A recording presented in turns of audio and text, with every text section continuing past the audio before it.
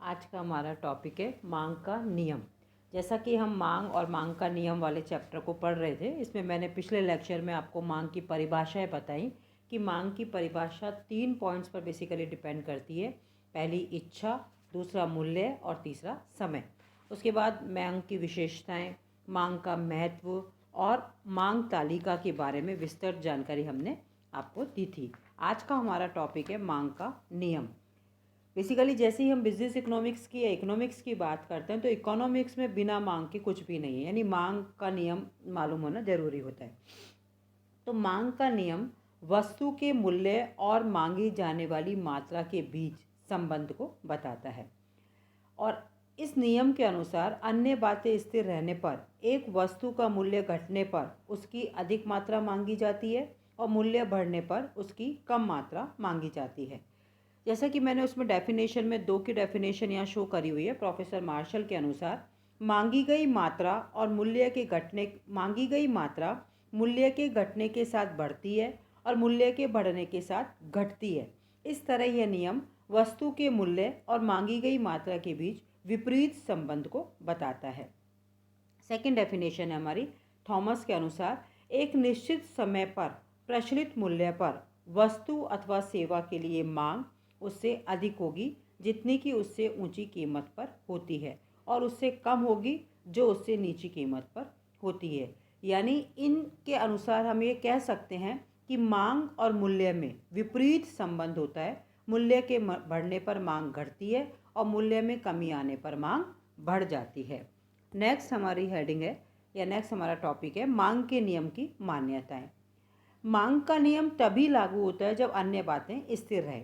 तो अन्य बातें या मान्यताएं क्या क्या हैं वो मैंने आपको इसमें शो किया हुआ है, फिर भी मैं इसको और अच्छे कर रही हूँ कि उपभोक्ता के स्वभाव, रुचि तथा अधिमानों में कोई परिवर्तन नहीं होना चाहिए।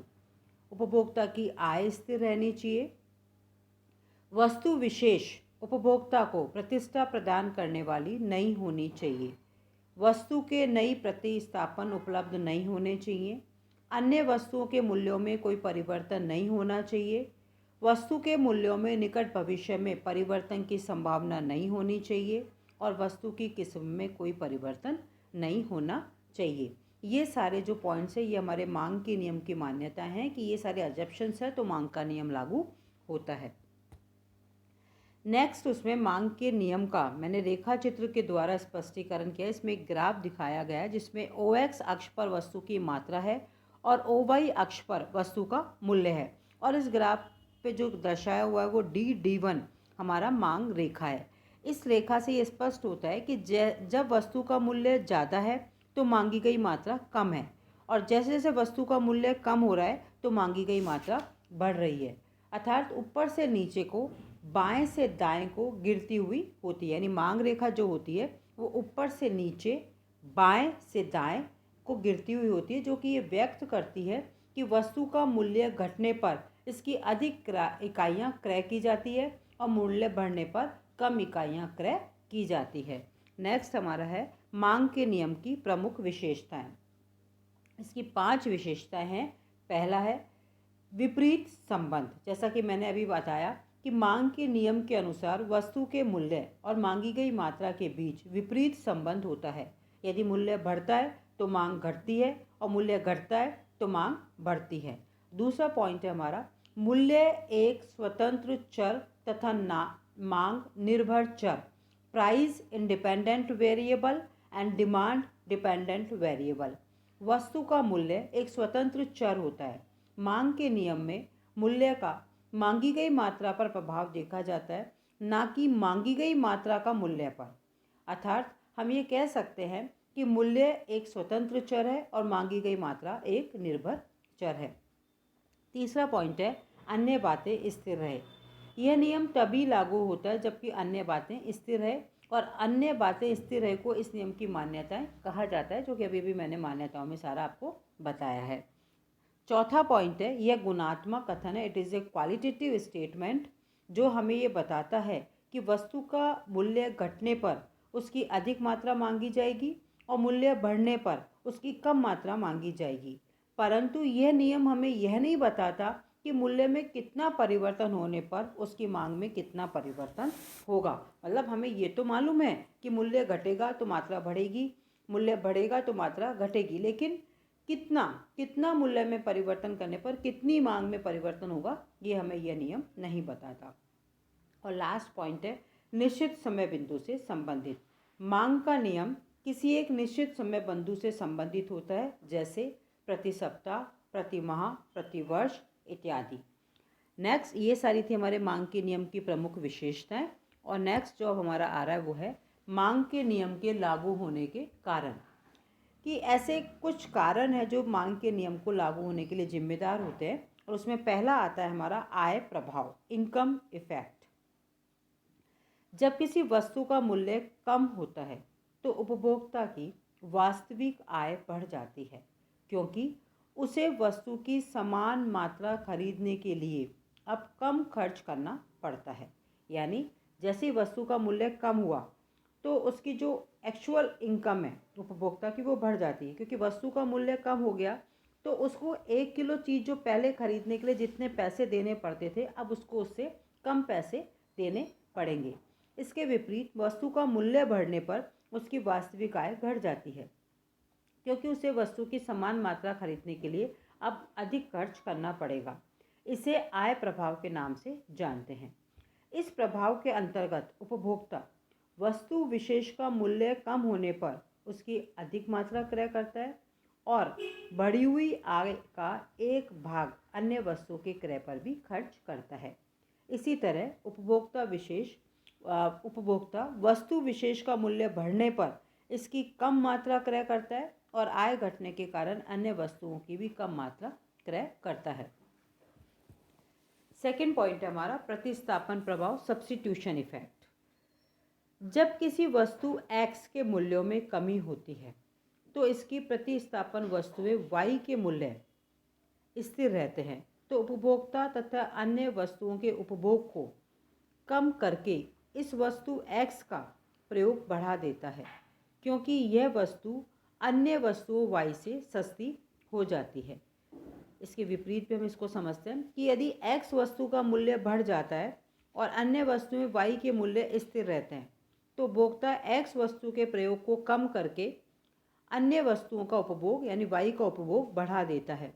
उपभोक्ता की इस मनोवृत्ति को प्रतिस्थापन प्रभाव के नाम से जाना जाता है। इस प्रवृत्ति के अनुसार सस्ती वस्तु द्वारा अपेक्षाकृत महंगी वस्तु का प्रतिस्थापन किया जाता है और इस प्रभाव के कारण वस्तु का मूल्य घटने पर उसकी मांग बढ़ती है और मूल्य बढ़ने पर वस्तु की मांग घटती है। तीसरा पॉइंट है हमारा सीमांत उपयोगिता ह्रास नियम, जो कि पिछले चैप्टर में हम पूरा अच्छे से पढ़ चुके हैं।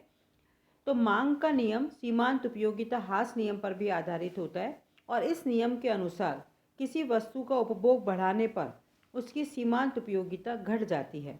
उपभोक्ता सदैव अपनी संतुलन स्थिति सीमांत उपयोगिता बराबर वस्तु का मूल्य को बनाए रखना चाहता है, अतः वह वस्तु की अधिक इकाइयों का उपभोग करके केवल उसी स्थिति में करेगा जब वस्तु के मूल्य में कमी होगी। इसके विपरीत वस्तु के मूल्य में वृद्धि होने पर उसकी कम मात्रा क्रय करने का कारण यह है कि वस्तु की मात्रा में कमी होने पर ही सीमांत उपयोगिता बढ़ेगी तथा उपभोक्ता की साम्य स्थिति बनी रहेगी।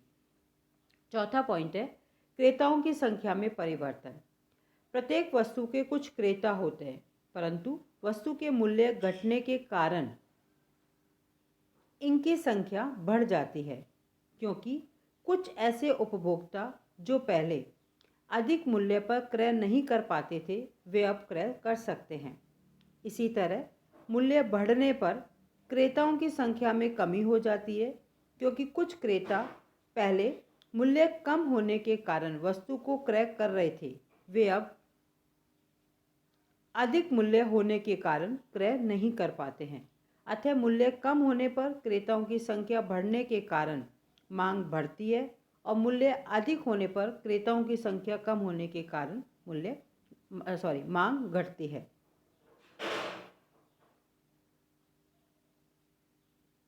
नेक्स्ट पॉइंट है हमारा नए प्रयोग। अधिकांश वस्तुएं ऐसी होती है जिनके एक से अधिक प्रयोग किए जा सकते हैं वस्तु महंगी होने पर वे अधिक आवश्यक प्रयोग में ही काम में लाई जाती है और सस्ती होने पर कम महत्वपूर्ण प्रयोगों में भी लाई जाती है।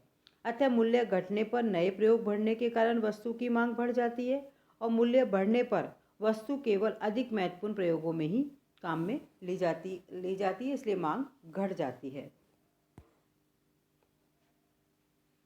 नेक्स्ट हेडिंग आती है हमारे मांग के नियम के अपवाद।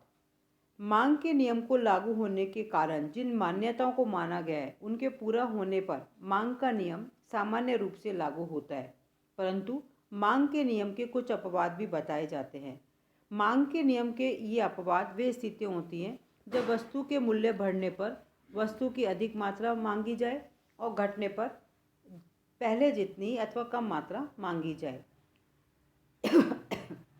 इसमें कुछ अपवाद निम्नलिखित हैं। फर्स्ट, गिफिन वस्तुएं। सर गिफिन ने 19वीं शताब्दी में आयरलैंड के गरीब किसानों का अध्ययन करके ये बताया था कि वे अपनी आय का एक बड़ा भाग आलू पर खर्च करते थे और मांस पर बहुत कम भाग खर्च करते थे। आलू सस्ता था और मांस बहुत महंगा। अब आलू का मूल्य बढ़ता था तब वे मांस पर व्यय में मितव्ययता करते थे और इसके परिणाम स्वरूप भोज्य सामग्री की पूर्ति में होने वाले अंतर को दूर करने के लिए आलू अधिक खरीदते थे। इस प्रकार आलू का मूल्य बढ़ने पर आलू की अधिक मात्रा खरीदी जाती थी। इस प्रवृत्ति की ओर सर गिफिन ने अर्थशास्त्रियों को ध्यान दिलाया था और इसे गिफिन का विरोधाभास या गिफिन प्रभाव के नाम से पुकारा जाता है। इस गिफिन प्रभाव के कारण निकृष्ट वस्तुएं मूल्य घटने पर कम खरीदी जाती है, क्योंकि इनके मूल्य घटने पर उपभोक्ता की वास्तविक आय बढ़ जाती है और वह बढ़िया किस्म की वस्तुओं पर अधिक खर्च करता है। परिणाम स्वरूप उसकी निकृष्ट वस्तुओं की मांग घट जाती है और निकृष्ट वस्तुओं के संबंध में मांग का नियम इस प्रकार लागू नहीं होता। सेकंड पॉइंट है हमारा प्रतिष्ठा मूलक वस्तुएं, प्रेस्टिजियस गुड्स। बहुत से धनी व्यक्ति कुछ वस्तुओं का प्रयोग उनकी आंतरिक उपयोगिता के लिए ना करके केवल प्रतिष्ठा या मिथ्या आकर्षण के कारण करते हैं।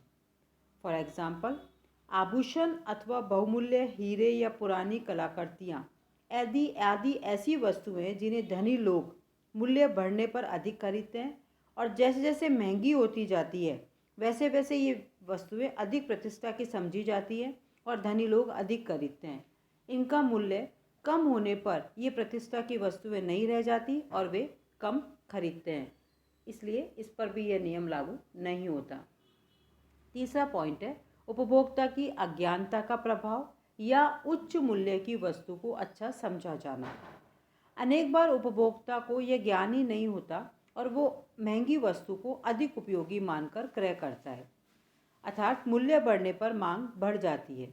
कभी कभी वस्तु के पैकिंग, लेबल आदि में परिवर्तन करके भी वस्तु का मूल्य बढ़ा दिया जाता है और उपभोक्ता अज्ञानतावश इसका अधिक क्रय करता है, तो इस पर भी यह नियम लागू नहीं होता। नेक्स्ट पॉइंट है सट्टा, स्पेक्यूलेशन।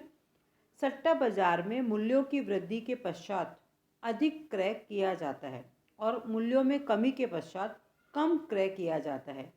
जब किसी अंशों के शेयर्स के मूल्य में वृद्धि होती है तो लोगों को और अधिक मूल्य बढ़ने की आशा होती है और वे और अधिक शेयर्स खरीदते हैं, और जब मूल्य गिरते हैं तो लोग उनके अधिक गिरने की आशा में प्रतीक्षा करते हैं और खरीद रोक देते हैं। इस प्रकार इन उदाहरणों में भी मांग का नियम लागू नहीं होता।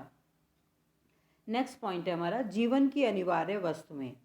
वे वस्तुएं जो जीवन के लिए अत्यंत अनिवार्य होती है, जैसे रोटी, कपड़ा, मकान आदि पर यह नियम लागू नहीं होता। मूल्य बढ़ने पर भी इनकी मांग में कोई महत्वपूर्ण कमी नहीं होती है और मूल्य घटने पर भी इनकी मांग बहुत ज़्यादा नहीं बढ़ती है। नेक्स्ट, युद्ध अथवा आपातकाल। अनेक बार युद्ध या आपातकाल स्थिति में जब वस्तुओं के अभाव की आशा होती है तो जनता माल का स्टॉक बनाने अथवा संग्रह करने के लिए बढ़ते हुए मूल्यों पर भी वस्तु की अधिक मात्रा क्रय करती है। इसका कारण यह है कि भविष्य में मूल्य बढ़ने या वस्तु के न मिलने की संभावना रहती है और अधिक मूल्य के प्रभाव से बचने के लिए लोग बढ़ते हुए मूल्य पर भी वस्तु का अधिक क्रय कर लेते हैं। इस प्रकार यह भी मांग के नियम का अपवाद माना जाता है। नेक्स्ट पॉइंट है विशिष्ट पेटेंट अथवा व्यापार चिन्ह की वस्तु। हमारी ये टेंडेंसी होती है कि किसी वस्तु पर जिस पर विशेष पेटेंट या व्यापार चिन्ह बना हुआ है तो उस वस्तु का प्रयोग करने के हम आदी हो जाते हैं। उसके कारण वस्तु के मूल्य में वृद्धि का उसकी मांग पर प्रभाव नहीं पड़ता है, अतः मूल्यों में अधिक वृद्धि होने पर भी मांग प्रभावित हो जाती है। नेक्स्ट एंड लास्ट पॉइंट, वस्तु पर किया गया व्यय कुल आय का बहुत छोटा भाग। यदि कोई वस्तु ऐसी है जिस पर जो उपभोक्ता खर्च कर रहा है वह उसकी कुल आय का बहुत छोटा भाग है, तो भी वस्तु के मूल्य में परिवर्तन का उसकी मांग पर कोई प्रभाव नहीं पड़ता है। इस प्रकार आज आपको मैंने मांग के नियम के बारे में बताया कि मांग का नियम क्या है, मांग के नियम की मान्यताएं क्या हैं, मांग का ग्राफ कैसे बनता है, इसकी क्या विशेषताएं हैं, इसके लागू होने के क्या क्या कारण हैं और मांग के नियम के अपवाद क्या क्या हैं। ऐसा नहीं कि हर जगह ही मांग का नियम लागू होता है, कई जगह मांग का नियम लागू नहीं भी होता, तो वो हमने मांग के नियम के अपवाद के रूप में पढ़ा है। नेक्स्ट लेक्चर कंटिन्यू रखेंगे। अभी आज के लिए इतना ही।